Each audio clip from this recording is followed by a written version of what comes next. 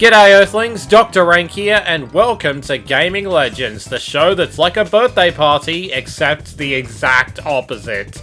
Crash Bash is a multiplayer party game spin-off that's a ton of fun to play with your friends. Unfortunately, the Venn diagram of my friends who want to play this game has almost no overlap. I guess I'll just have to play by myself. Can you beat Crash Bash with only player 2? Our goal is to complete the adventure mode in a 2-player save file. All player inputs during minigames must come from either controller port 2 or controller port 1B on a multitap. The only times where player 1 input is allowed are for menu navigation, movement in the warp room, and closing the rules screen at the start of each minigame. The run is complete when we defeat the final boss. Before we start, we have to choose our characters, which, unlike other party games, actually matters. Characters fall into one of 4 different types, each with different stats and attacks, making some characters better at certain minigames than others. Additionally, the 2 CPU players will take the types and alignments of our characters into consideration and do their best not to double up. The strongman characters have the best performance overall, while the hybrids have the worst, with Dingodile specifically being the worst individual character. To give ourselves the best possible advantage, we'll be choosing Koala Kong and the Queen of Idleness herself, Coco Bandicoot. I started the run with Jungle Bash, as I am wont to do. The Crate Crush minigames are survival based and are largely unchanged by Coco's Sloth, though there are still some key differences. While we do have one less opponent than in the 1-player adventure mode, Dingodile and Cortex are on a team together and will never attack each other. Well, not on purpose anyway. Thankfully, Coco and I are also teamed up, and if the timer runs out, victory is determined by whichever team has the most combined HP left. Since Coco stays in the bottom left corner, she's attacked much less frequently. We can easily win the 3 rounds necessary to clear the minigame. Just getting the trophy isn't enough though. The boss levels have collectible requirements to unlock them, with the final boss requiring 22 trophies, 15 gems, and 12 crystals. The gem challenge in Jungle Bash requires you to kill your opponents within the time limit, which is easier said than done when it's a 2v1. And because we're playing in 2-player mode, we get even less time to work with than usual.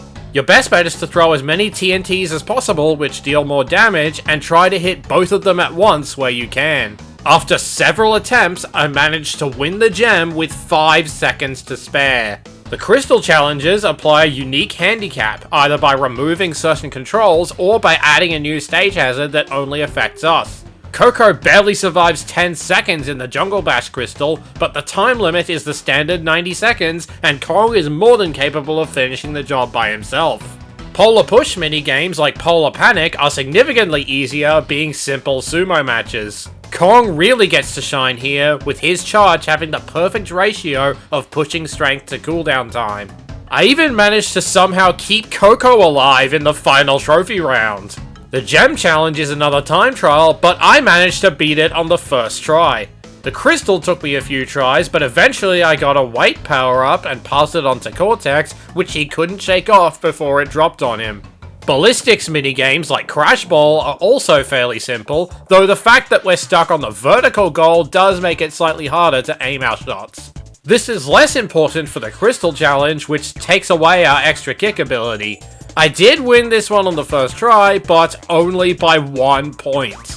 Unfortunately, the gem challenge here is just straight up impossible. We have a shared health bar with Coco, and if it hits 0, we both die. Coco's strategy of being a brick wall in the middle doesn't help if the balls go around her, so we have absolutely no hope of getting this gem or any other ballistics gem. But Dr. Rake, couldn't you use memory manipulation to cheat? If you go to the name entry screen on the save menu, you can highlight the V and press down and left at the same time to get the cursor out of bounds.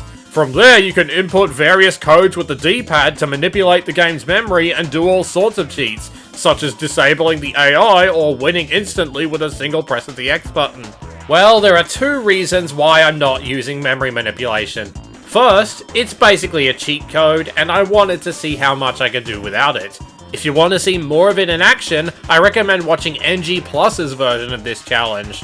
The second reason I'm not using memory manipulation is, I physically can't! I'm playing the PAL version of the game on a PS2 since that's what I own, and the PAL version has different codes to input. Those codes require you to press multiple opposing directions on the D-pad on the same frame, something that is impossible with the DualShock 2. I even bought a Japanese Mickey Mouse PS1 controller with a segmented D-pad, unplugging and replugging it with each input, and I still couldn't get the codes to work. If we're gonna do this run, we have to do it legit. The final minigame in this warp room is Pogo Painter from the Pogo Pandemonium collection. The goal here is to fill in squares with our colour, then break a box to turn those squares into points and have the highest score when time runs out. Unfortunately, this is a team game, which means I need to get more points individually than Dingo and Cortex combined. I actually ended up losing the trophy here on the first attempt. The only saving grace is that the CPUs go easier on you the more you fail. To win this one, you need to take full advantage of the items. Speed shoes to increase your movement speed, arrows to fill in whole rows in the direction they're facing, and missiles to stun the enemy and keep them moving. You'll also want to hinder your opponents wherever possible by stepping on their squares and denying them boxes that are close to them. On the second attempt, we were tied 2-2, so it all came down to the final round. I managed to maintain a strong lead at the start, with Dingo not even entering the double digits until a minute in. With some last minute speed shoes, I managed to win 184 to 122. The gem and crystal from Pogo Painter didn't seem appetizing, so I went straight to the first boss level, Papu Pummel. Papu Papu decides to steal Coco's strategy of sitting and doing nothing, and gets punished for his plagiarism. In Warp Room 2, I decided to start with Desert Fox. The Tank Wars minigames are once again survival based and greatly benefit from our character choice. Koala Kong's weapon deals more damage than anyone else's, letting us mow down the enemy in no time. And that's without the enemies killing themselves with their own minds. The Crystal Challenge adds a submarine that throws bombs at you, but Coco is in the perfect position to avoid them. And if you're good at video games, you can even get the enemies caught in the crossfire. The Gem Challenge was a bit tough though, being another time trial. While I could easily kill Dingodile, Cortex had little direct opposition. After about a dozen tries, Cortex managed to hit Dingo with his first mine, dealing a ton of damage. Dingo then managed to exact revenge while we were gunning each other down. At the 11-second mark, Dingo and I killed each other, but Cortex managed to take himself out with his own mine before he could kill Coco. Since Coco was technically still alive, we got the gem. The rest of Warp Room 2 consists of alternate versions of the Warp Room 1 minigames. For example, Space Bash creates holes in the floor with explosions, which can be handy for getting quick kills. And sometimes the CPUs will just jump into the holes themselves. The gem only took me 2 tries here. 5 seconds in, I knocked Dingo straight into a hole with a crate, freeing up my time to pelt Cortex with TNTs. For the Crystal Challenge, where picking up crates is disabled, I decided to turn this 1-player challenge into a 0-player challenge. It didn't happen right away, but Cortex knocked himself into a hole with a TNT explosion, and Dingodile eventually got bored and decided to join him. Tilt Panic is not conducive to an idle Bandicoot survival, but Kong still won all 3 trophy rounds within the first 30 seconds. The Gem Challenge was slightly more interesting.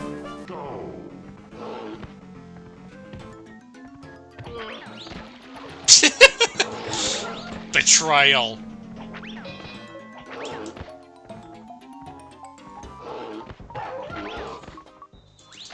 What the? Excuse me? 3, 2, 1, go! Where was the teeter?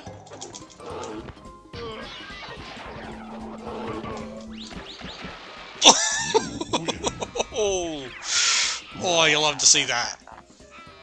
After that embarrassing defeat, Dingo proceeded to absolutely bully me in the Crystal Challenge. Just look at this, he survived a full strength push while he had the mini power up.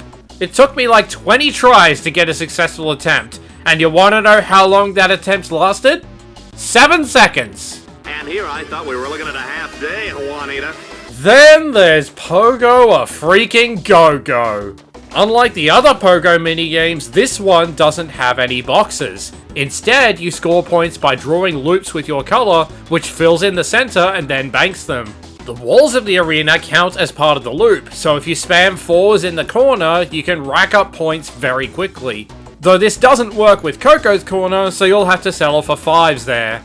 The issue is, this strategy doesn't prevent the AI from scoring, which is especially bad since their scores are combined. My best score with this strategy was 247, and they were still getting scores above 270.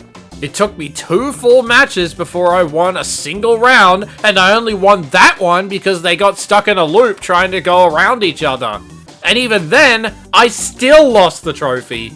You absolutely need speed shoes and arrows to win this one. They're the one elements that you can deny the CPUs. After an hour and a half of attempts, I finally managed a 3-0 victory out of pure luck.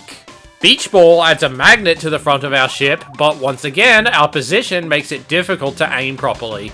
It's much easier for us to kill Cortex than it is to kill Dingo, but if you shoot the balls in enough random directions, one of them will eventually hit. While not nearly as hard as Pogo a Go-Go, I still managed to lose the trophy 3 times. But eventually I managed to just barely win 3-1. The Crystal Challenge gives the enemies shields on their goals, and while it is theoretically possible to do this one, I didn't end up doing it. Partly because I knew I could afford not to do this crystal, partly because it was boring, and partly because I had bigger fish to fry. In order to unlock the Bananator boss level, we need 9 trophies, 6 gems, and 3 crystals. So far, I only have 5 gems. Since we've already done all the Crate Crush, Polar Push, and Take Wars gems up to now, our 6th gem will have to come from one of the others. And since the Ballistic gems are off the table, that just leaves Pogo Pandemonium. We have a specific target score to achieve, and we fail if the time runs out, or if the CPUs meet their target score first. Pogo a Go-Go's gem is absolutely not happening. The target is 300 points, and the best I could manage in the trophy was 288, and that was with the full 90 seconds. But Pogo Painter only has a target of 180 and has boxes to work with, which might just be our best chance. It took me over 2 hours, but eventually I got this run. 3, 2, 1. It'll get easier the more I fail, right?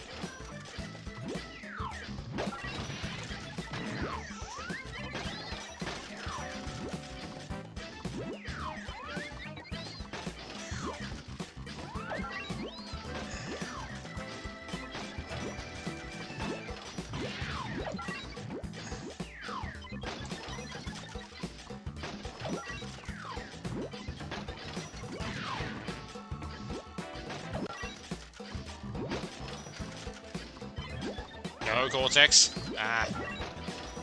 Yes. No!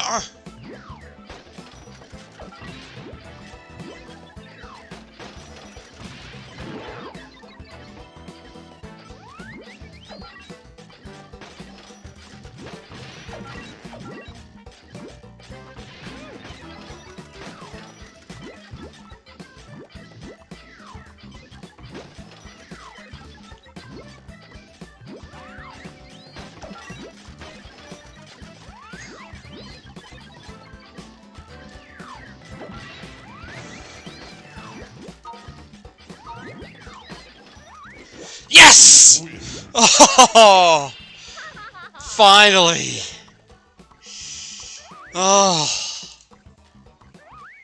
With our 6th gem finally won, we can fight the Bananator, let Coco die almost instantly, push the Robo-Bears off, and shoot him in the face. On to Warp Room 3.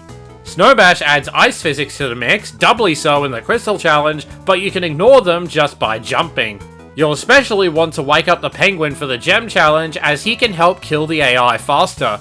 When you take damage from a melee attack, the iframes afterwards do not apply to crate damage, allowing you to get 2 hits in a row. This is normally useless since melee attacks only deal 1 HP worth of damage, but Penta's spin is much stronger.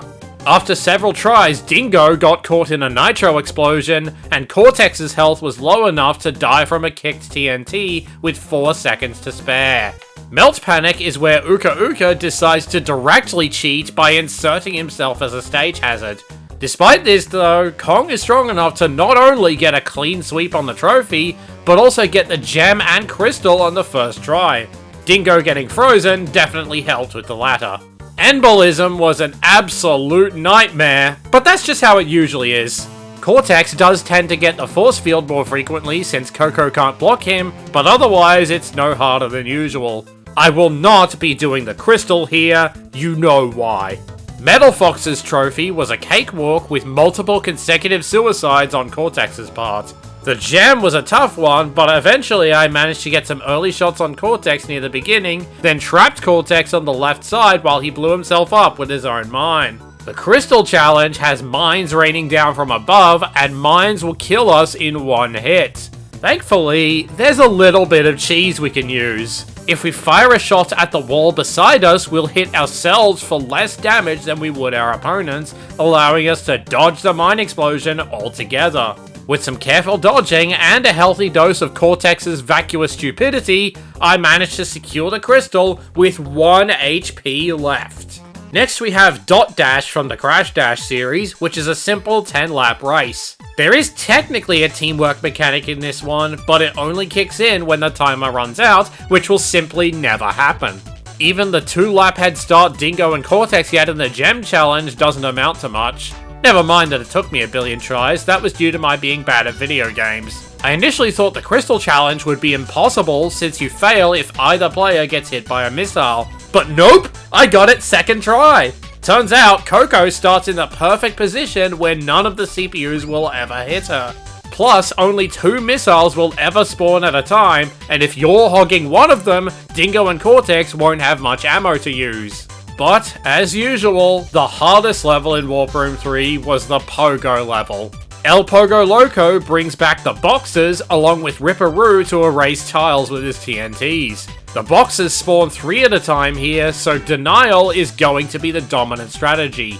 Bonus points if you can grab a 4-way arrow from Ripperoo. Literally, you'll get more points if you do that. But even if you do everything right, everything can go wrong. On one attempt, I was winning 2-0, but they managed to make a comeback and win 3 times in a row. But eventually, I got a hat trick of my own.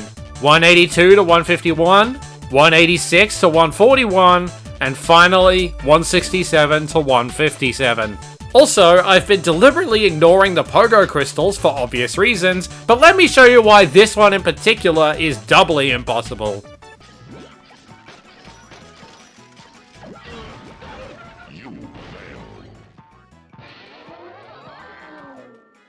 With 15 trophies, 10 gems, and 10 crystals under our belts, we can take on the Komodo brothers in Big Bad Fox. While it might be a bit unfair to have a 2v1, friendly fire is still in our favour here.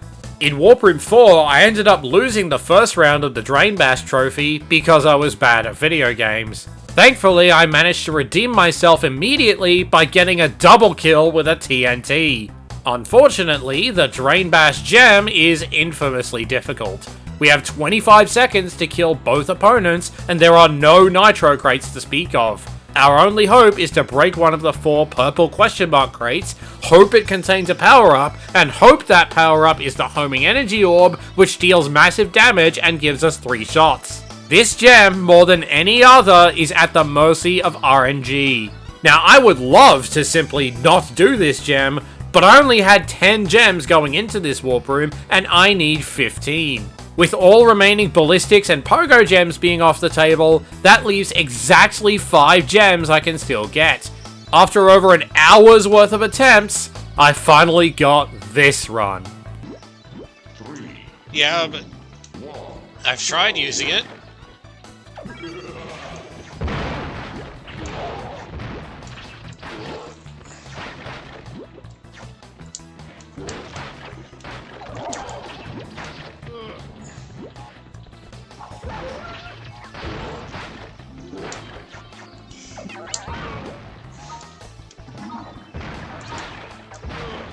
Yes! Got it! 2 seconds to spare. Oh. Ring Ding is our new flavour of the month from the Medieval Mayhem series. We have to pop more red balloons than Dingo does blue and Cortex does green combined. But unlike the Pogo levels, this one is super easy. The black balloons have a 1 in 3 chance to turn all the balloons to your colour, and the vacuum item attracts all your balloons towards you. This makes the trophy an absolute pushover, with my worst round winning 29 to 25. The gem is slightly harder with a target score of 40. Vacuums and black balloons are absolutely essential for victory, but on the first attempt, every single item box gave me a completely useless pair of hover boots, and I barely hit 20.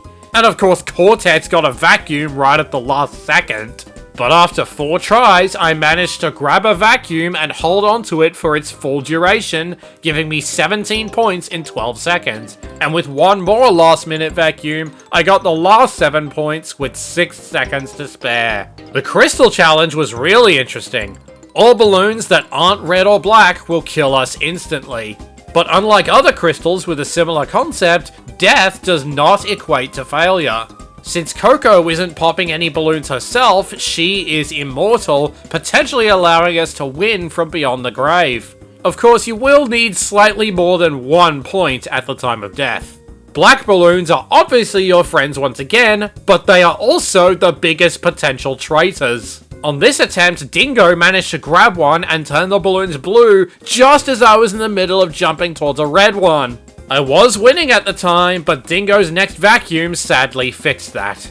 But on the third attempt, I managed to get 3 vacuums in a row, meaning I had over 40 points at the 10-second mark. I did manage to get killed by a green balloon at literally the last second, but by then it was too late for the AI to catch up. Enjoy your crystal, Coco. You earned it. Getting back to the repeats, Manic Panic has a bomb throwing mechanic. 1 bomb removes your bear, and a second bomb removes your life. I recommend prioritizing Dingodile with your bombs, as he's harder to kill normally. The gem here only gives you 25 seconds, and as a reminder, basketball rules do not apply. After several attempts, I managed to push Cortex off from the side so he couldn't recover, then hit Dingo with the second bomb with 5 seconds to spare. Toxic Dash was a cakewalk, though slightly harder than usual thanks to the colorblind programmer at Eurocom. There's a glitch that can happen where sometimes you can accidentally skip a lap right at the start of the race with no reliable way to trigger it consistently. And in the trophy challenge, Dingodile got this glitch at the start of every single round. But as long as you stick to the inside circle, you should easily be able to overtake him.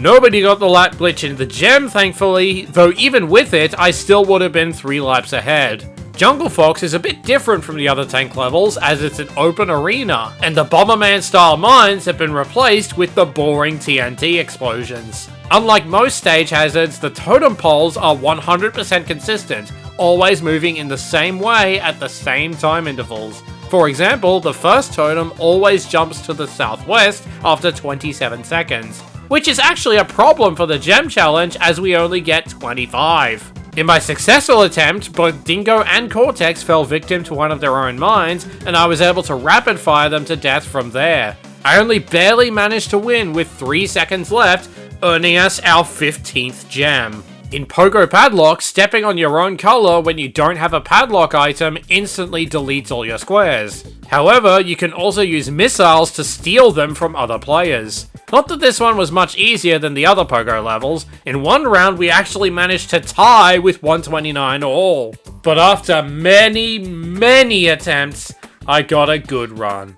134 to 123, 124 to 112, a loss of 96 to 140, and finally, 123 to 78. Skyballs is the hardest ballistics level in terms of aiming our shots. Not only are we on the vertical goal, but the goal is curved. I actually lost the trophy on the first attempt, and the second just barely won 3-2. Now, if you've been keeping track of our collectibles, we have 22 trophies, 15 gems, and 11 crystals. We only need 1 more crystal to beat the game, and we have many options for which one. But there was one option I simply had to go for.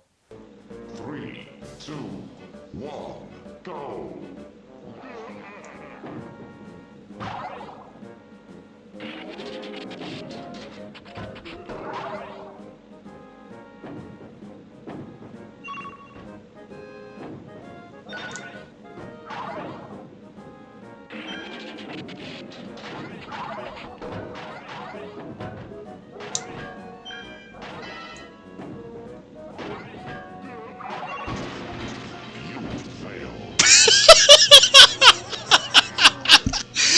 Okay, not gonna lie, that was pretty impressive. Yeah, sorry, I'm not that cool. I did the Drain Bash Crystal instead.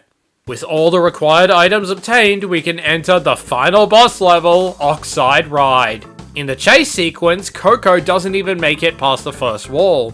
Luckily, Kong can still carry us all the way to Gasmoxia. The bad news is, Oxide is a cheater with task-like blocking skills, along with missiles and red balls that kill you on contact.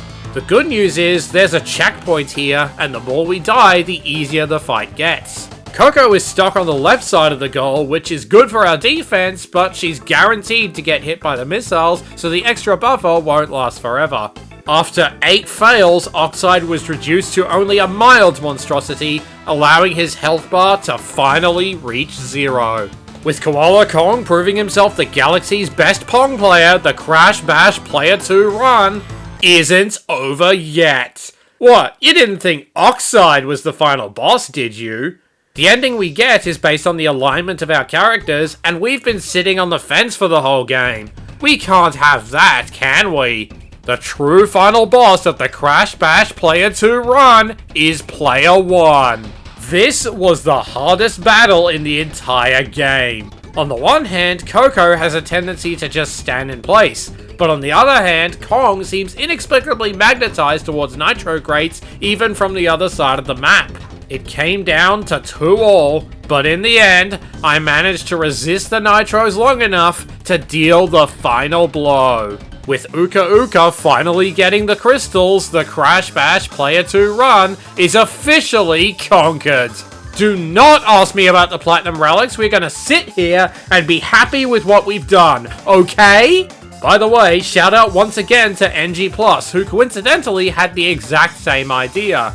Though while I avoided using memory manipulation or save states, he allowed them and went for the full 201% completion. Links to his video and livestream VODs will be in the description, as will the livestream archives from my own run. Additionally, special thanks to my friend Nathanael Lawrence for drawing the Rillaroo art used in the thumbnail. And finally, be sure to subscribe so you don't miss any future challenge runs from me. That's all for now, and I will see you down under.